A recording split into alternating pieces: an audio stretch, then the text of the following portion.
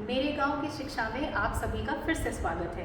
पिछली कक्षा में हमने सहायक क्रिया इज, एम, आर, वॉज, वर का प्रयोग किया था, जिसमें हमने दो काल के बारे में पढ़ा था। एक वर्तमान काल जिसमें हमने इज, एम, आर का यूज़ किया था, और एक भूतकाल जिसमें हमने वॉज और वर का यूज़ किया था। आज हम पढ़ेंगे कि भविष्यत काल के लिए हम किन सहायक क्रियाओं का इस्तेमाल करते हैं।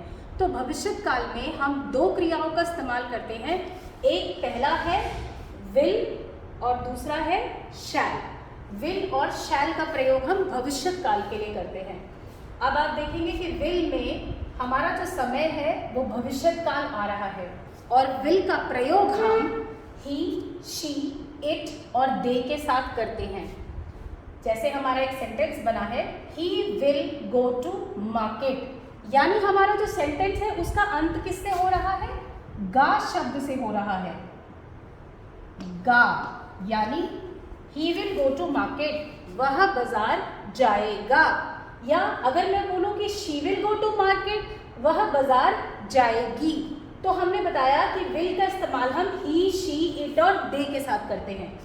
इसी प्रकार शैल का भी प्रयोग हम भविष्य के लिए ही करते हैं, परंतु शैल का प्रयोग हम आई और वी के साथ करते हैं। जैसे कि आई शैल गो टू मार्केट, मैं बाजार जाऊंगा या मैं बाजार जाऊंगी। वी शैल डू इट, हम ये काम करेंगे। अब आपने देखा, मैंने बोला आई और वी के साथ हम शैल का इस्तेमाल करते हैं, और यू के साथ भी हम शैल का ही इस्तेमाल करते हैं। तो आई, वी, यू के साथ हम शैल का इस्तेमाल करते हैं, और ही, शी, इट, दे के साथ हम गा का इस्तेमाल करते हैं या विल का इस्तेमाल करते हैं। अब आप कहोगे तो ऐसा तो है नहीं कि हम केवल आई के साथ शैल का ही इस्तेमाल करते हैं, या यू के साथ हम केवल शैल का ही इस्तेमाल करते हैं। आप इन शब्दों के साथ विल का भी प्रयोग कर सकते हैं, परंतु वो कैसी स्थिति होती है? वो ऐसी स्थिति होती है कि जब विल का प्रयोग करते हैं तो हम एक दृढ़ संकल्प के बारे में दर्शाते हैं। जैसे कि निश्चित बात है कि मुझे ये करना ही करना है, तो हम इसमें संकल्प का प्रयोग करते हैं कि हमारा ये संकल्प है जो कि दृढ़ है, यानी निश्चित तौर पर हम इस कार्य को करेंगे। तो हम बोलेंगे आई विल डू इट, मैं ऐसा करूंगा। You will go to market, आपको दिखाई देगा कि यहाँ पर एक दृढ़ संकल्प है, एक दबाव है, जिससे हमने बताया कि भाई आप एक दृढ़ संकल्प के साथ इस कार्य को करेंगे, तो आप आई, यू के साथ विल का प्रयोग करते हैं। अदरवाइज नॉर्मल सेंटेंसेस में हम ही, शी, इट के और दे के साथ विल का प्रयोग करते हैं, और आई, वी, यू के साथ हम शैल का प्रयोग करते हैं। तो ये हमारी दोनों ही प्रकार के सेंटेंसेस भविष्य को बताते हैं, और इसमें जो सेंटेंस का अंत होता है वो करता, करूंगा, करेगा, करेंगे, करेगी, इस तरह के शब्दों से हमारा वाक्य पूर्ण होता है। तो इस प्रकार हमने हेल्पिंग वर्ब के कुछ सेंटेंसेस को कंप्लीट कर लिया है। अब हम आपको इन्हीं सहायक क्रियाओं का इज, एम, आर, वॉज, वर का अन्य प्रयोग बताएंगे कि अगर हम इज, एम, आर, वॉज, वर को बदल देते हैं तो हम किस प्रकार से इस्तेमाल करते हैं। कहने का मतलब सेंटेंस तो हमारा वही होता है, परंतु हम इसमें प्रयोग इसका कुछ अलग तरीके से करते हैं। स्टार्ट में जब हम प्रश्न के लिए अपने इन्हीं सहायक क्रियाओं का प्रयोग करते हैं तो क्या होता है कि हम अपनी सहायक क्रिया को शुरुआत में यानी सेंटेंस के प्रारंभ में लिख देते हैं। जैसे कि इज दिस अ बुक, तो वर्तमान को ही दर्शाता है, लेकिन बता क्या रहा है कि क्या यह एक किताब है। हमने आपको पहले सहायक क्रिया को नॉर्मल या एफर्मेटिव सेंटेंस में बताया था कि हम लिखते हैं दिस इज अ बुक, यह एक किताब है। परंतु जैसे ही हमने अपने सहायक क्रिया को शुरुआत में यानी स्टार्टिंग में लिख दिया सेंटेंस के, हमारा सेंटेंस बन गया इज दिस अ बुक, अर्थ हुआ कि क्या यह किताब है।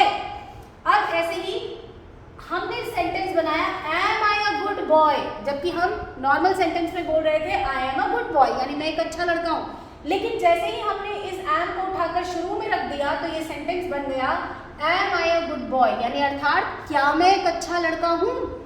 इसी प्रकार वी आर हैप्पी हमारा सेंटेंस था जब हम नॉर्मल लिख रहे थे, परंतु अब हमने इस सेंटेंस को बना दिया आर वी हैप्पी, क्या हम प्रसन्न हैं।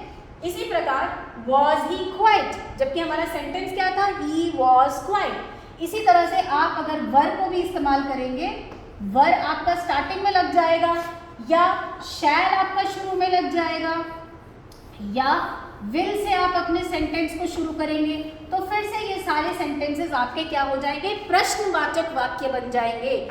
जैसे हम अभी पढ़ रहे थे I will go to market, अगर हमने इस विल को शुरू में रख दिया और हम बोलेंगे will I go to market, तो सेंटेंस नॉर्मल में बोला I will go to market, यानी मैं बाजार जाऊंगी या मैं बाजार जाऊंगा। जैसे ही मैंने इस विल को स्टार्टिंग में लगा दिया, शुरू में लगा दिया सेंटेंस में और पूछा will I go to market, क्या मैं बाजार जाऊंगी। इसी प्रकार शैल वी ईट फूड, क्या हम खाना खाएंगे। वर दे स्लीपिंग, क्या वे सो रहे थे। तो सहायक क्रिया का आपने देखिए दो तरह का प्रयोग समझा। एक तो सहायक क्रिया एक सेंटेंस को पूर्ण रूप देने के लिए जरूरी है, जिसमें हमने इज एम आर का प्रयोग वर्तमान के लिए, वॉज वर का प्रयोग भूतकाल के लिए और विल शैल का प्रयोग भविष्य के लिए किया। उन्हीं सहायक क्रियाओं को जब हमने सेंटेंस के शुरू में लगा दिया तो इज एम आर का प्रयोग सभी सेंटेंसेस के लिए क्या से संबोधित हुआ, is it a food, is it working, am I going to market, are they sleeping. और सिमिलरली वॉज ही स्लीपिंग, क्या वो सो रहा था। हमारे अर्थ में कोई परिवर्तन नहीं आया, काल में कोई परिवर्तन नहीं आया, परंतु ये सारे वाक्य प्रश्नवाचक बन गए और ये सब सवाल पूछने लगे। जैसे कि was he sleeping, were they running, क्या वो सो रहा था, वर दे ईटिंग, क्या वे खाना खा रहे थे। ऐसे ही I will go to market, मैं बाजार जाऊंगा, will I go to market, क्या मैं बाजार जाऊंगा, शैल आई मीट हिम, क्या मैं उससे मिलूंगा। तो प्रश्न का नॉर्मल रूप से जब हमने प्रयोग किया बीच में लगाते हुए, तो हमारी सहायक क्रिया ने सेंटेंस को पूर्ण रूप देने में हमारी मदद की। लेकिन जैसे ही हमने इन सहायक क्रियाओं को उठाकर प्रारंभ में लगा दिया, शुरू में लगा दिया, तो हमारी इन सहायक क्रियाओं ने हमसे प्रश्न पूछना शुरू कर दिया। तो ये हमारी सहायक क्रियाओं के कुछ उपयोग थे। अगले क्लास में हम नाउन्स और प्रोनाउंस का इस्तेमाल समझेंगे, ताकि उससे अगली क्लास में हम पूर्ण सेंटेंस बनाना सीख जाएं। क्योंकि कोई भी सेंटेंस बनाने के लिए हमें एक व्यक्ति चाहिए, वो क्या काम करेगा वो चाहिए, और इन सहायक क्रियाओं की मदद चाहिए। तो इन दो तीन चीज़ों के सहयोग से हम एक पूर्ण सेंटेंस का निर्माण करते हैं, जो हम आने वाली अगली क्लास में पढ़ेंगे। तब तक के लिए नमस्ते। प्रैक्टिस करते रहिए और सीखते रहिए।